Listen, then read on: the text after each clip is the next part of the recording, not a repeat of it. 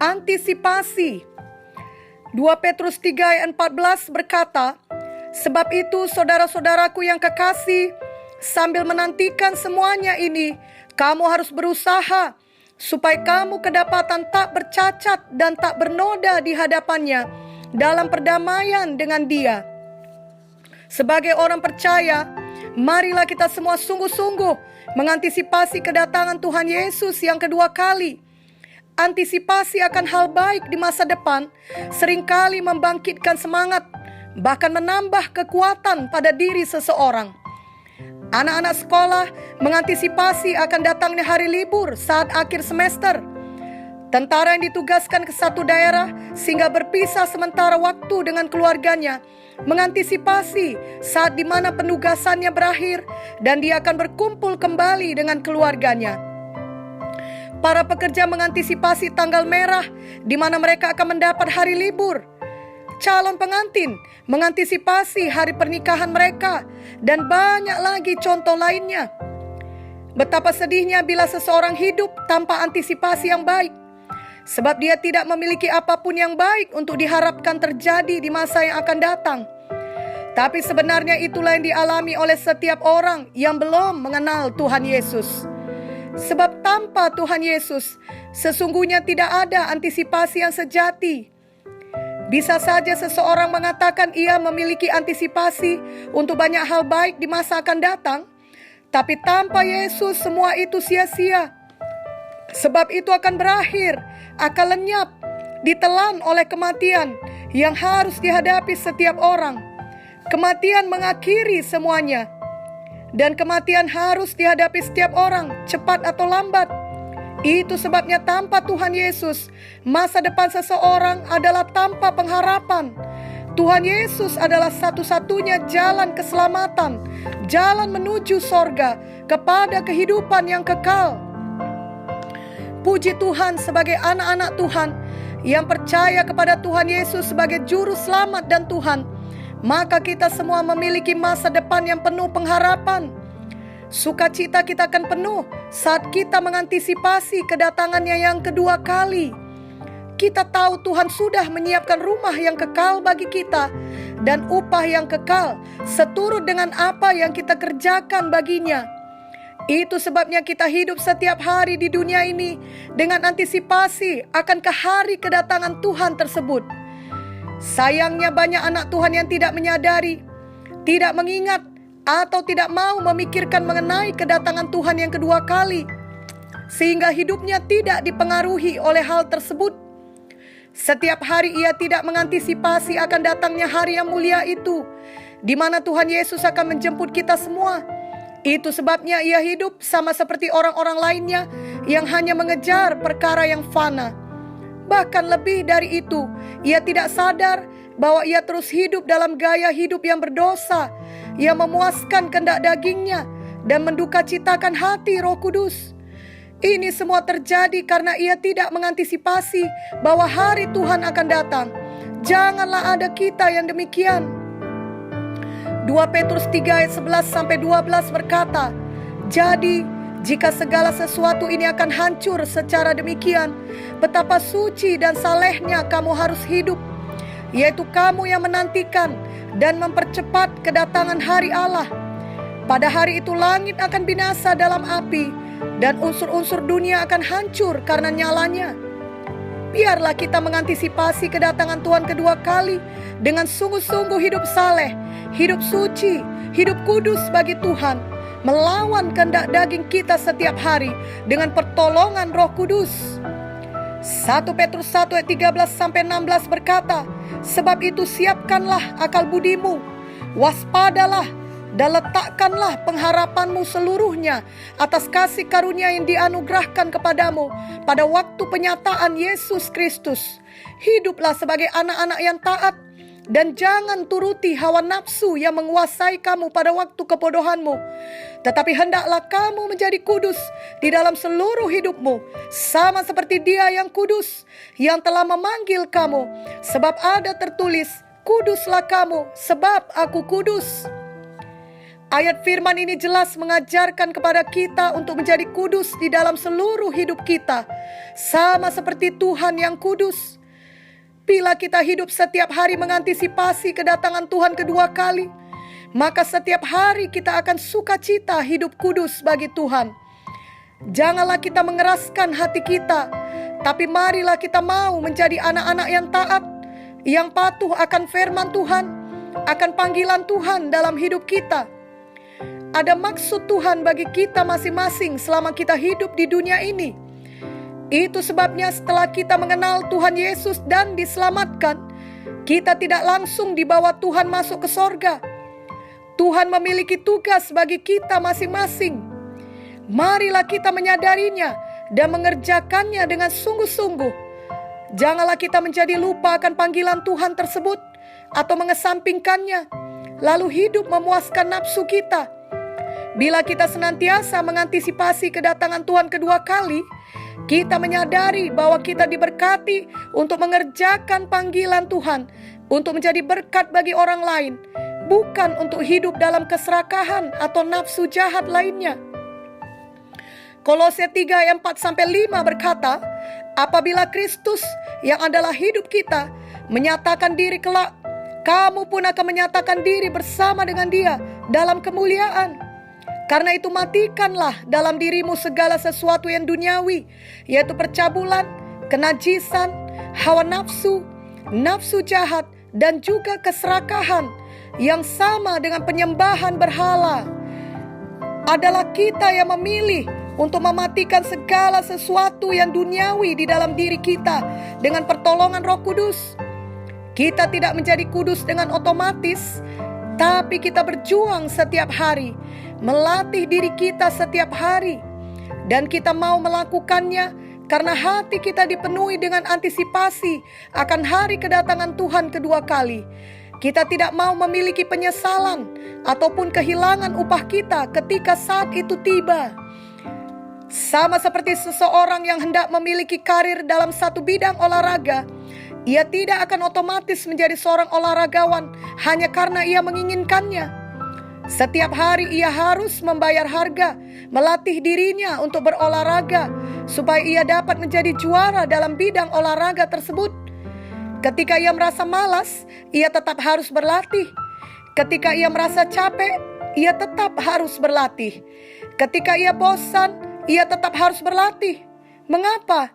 Sebab ia mengantisipasi hari di mana dia akan berhasil memenangkan kejuaraan di bidang olahraga yang ditekuninya itu. Itu sebabnya ia terus berlatih. Kita juga tidak menjadi orang yang memiliki gaya hidup kudus dalam satu hari hanya karena kita menginginkannya. Kita harus melatih hidup dalam kekudusan tiap saat dalam kehidupan kita, di saat keadaan baik maupun tidak baik. 1 Timotius 4 ayat 7-8 berkata, tetapi jauhilah takyul dan dongeng nenek-nenek tua. Latihlah dirimu beribadah. Latihan badani terbatas gunanya, tetapi ibadah itu berguna dalam segala hal, karena mengandung janji baik untuk hidup ini maupun untuk hidup yang akan datang. Latihan terbaik yang bisa kita lakukan untuk memiliki gaya hidup kudus adalah dengan berdoa dan membaca firman Tuhan setiap hari. Saat kita berdoa dan membaca firman Tuhan, kita bersekutu dengan Tuhan. Kita menerima arahan dan juga kekuatan rohani untuk hidup menang pada hari itu. Titus 2 ayat 12-14 berkata, ia mendidik kita supaya kita meninggalkan kefasikan dan keinginan-keinginan duniawi, dan supaya kita hidup bijaksana, adil, dan beribadah di dalam dunia sekarang ini, dengan menantikan penggenapan pengharapan kita yang penuh bahagia dan penyataan kemuliaan Allah yang maha besar dan juru selamat kita Yesus Kristus, yang telah menyerahkan dirinya bagi kita untuk membebaskan kita dari segala kejahatan dan untuk menguduskan bagi dirinya suatu umat kepunyaannya sendiri yang rajin berbuat baik. Saat kita mengantisipasi hari di mana Tuhan menyatakan dirinya dalam kemuliaan, maka kita dengan sungguh-sungguh meninggalkan semua dosa dan kefasikan. Sebaliknya kita hidup dengan segenap hati, beribadah kepada Tuhan. Biarlah ini menjadi kerinduan hati kita setiap hari. Adakah hati kita masih terikat dengan semua dosa ataupun dikuasai oleh hal-hal fana lainnya, sehingga kita tidak lagi memikirkan perkara yang kekal, tidak memikirkan kedatangan Tuhan kedua kali yang pasti akan terjadi dan waktunya terus semakin dekat setiap hari? Adakah kita begitu sibuk mengejar semua kesenangan yang dapat diberikan oleh dunia ini, sehingga kita tidak lagi mengejar panggilan Tuhan? Adakah suara-suara di dunia ini untuk berkompetisi dalam kesuksesan, ketenaran, dan kekayaan begitu kuat memenuhi pikiran kita, sehingga suara firman Tuhan tidak dapat lagi terdengar oleh kita? Apakah mengejar hidup yang kudus tidak lagi merupakan suatu prioritas bagi kita? Kiranya mulai hari ini kita semua kembali kepada kebenaran firman Tuhan. Biarlah hati kita mengenal kebenaran, dan kebenaran itu memerdekakan kita. Biarlah kita mengasihi Tuhan dan merindukan kedatangan Tuhan kedua kali. Biarlah hidup kita di dunia ini setiap hari mengantisipasi hari di mana Tuhan akan menjemput kita, dan biarlah Tuhan menemukan kita kudus baginya. 1 Tesalonika 3:13 berkata, kiranya Dia menguatkan hatimu supaya tak bercacat dan kudus di hadapan Allah dan Bapa kita pada waktu kedatangan Yesus Tuhan kita dengan semua orang kudusnya. Dan 1 Tesalonika 5:23 berkata, semoga Allah damai sejahtera menguduskan kamu seluruhnya, dan semoga roh, jiwa, dan tubuhmu terpelihara sempurna dengan tak bercacat pada kedatangan Yesus Kristus Tuhan kita.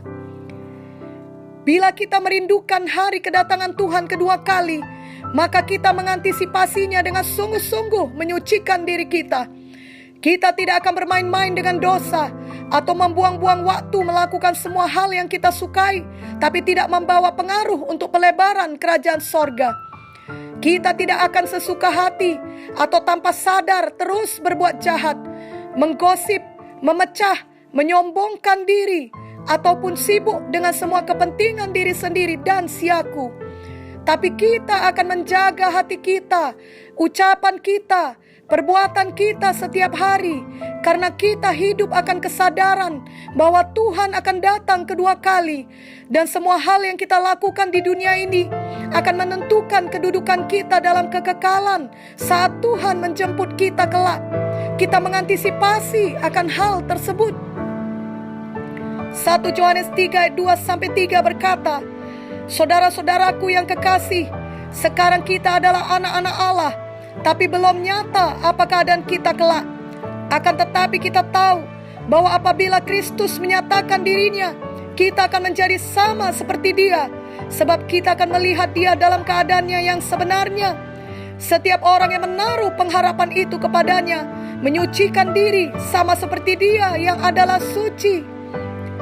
Jika calon pengantin sudah memiliki tanggal hari pernikahannya dengan pasangannya, dan bila ia sungguh-sungguh mencintai calon pasangannya tersebut, maka ia tidak akan menjadi target yang mudah bagi kenajisan atau percabulan. Ketika ada orang yang mengajaknya untuk berbuat jahat dan berselingkuh sebelum hari pernikahan, ia akan menolaknya. Bahkan ia akan menjauhkan dirinya dari segala macam godaan tersebut. Ia akan berusaha menutup setiap kesempatan untuk hal jahat itu, sebab ia mengantisipasi hari bahagia, di mana ia akan menikah dengan pasangan yang sangat ia cintai. Ia sudah menanti-nantikan datangnya hari bahagia itu. Semua tawaran untuk berbuat jahat dengan orang lain, dengan orang yang tak dikenalnya, sama sekali tidak menarik lagi baginya, sebab pikirannya dipenuhi oleh kekasih hatinya yang akan segera dinikahinya, dan hanya tinggal menghitung hari saja. Begitulah gambaran saat kita selalu mengantisipasi datangnya hari kedatangan Tuhan kedua kali. Maka semua tawaran hidup berdosa, hidup dalam kejahatan, dalam kedagingan, dalam hawa nafsu, tidak lagi menarik bagi kita. Adalah saat di mana pikiran kita tidak lagi mengantisipasi kedatangan Tuhan kedua kali. Maka segala dosa, tipu daya kekayaan, dan godaan duniawi ini menjadi sangat menarik di hati kita. Tiap kali pikiran kita masih dipenuhi dengan antisipasi akan datangnya hari Tuhan menjemput kita, itu akan membuat kita mengejar kekudusan. Tapi kapan kita tidak lagi mengantisipasi hal tersebut, maka kita akan mengejar hal lainnya yang kita pikir akan memuaskan kita. Bila kita sungguh-sungguh menyadari masa depan yang luar biasa menanti kita saat Tuhan menjemput kita kedua kali, yakni sorga yang kekal, Yerusalem baru, di mana tidak ada kesusahan, tidak ada air mata, tidak ada penyakit, tidak ada dosa, tidak ada kematian, dan semuanya sangat indah dan sempurna, maka kita mengantisipasinya dengan hidup sepenuhnya bagi Tuhan. Marilah kita memilih untuk selalu mengingat dan mengantisipasi hari kedatangan Tuhan kedua kali. Marilah kita berdoa dan mohon Roh Kudus untuk selalu menolong kita hidup setiap hari di dalam Tuhan dan hidup bagi Tuhan. 1 Yohanes 2:28 berkata, "Maka sekarang anak-anakku, tinggallah di dalam Kristus, supaya apabila Ia menyatakan dirinya, kita beroleh keberanian percaya dan tidak usah malu terhadap Dia pada hari kedatangannya."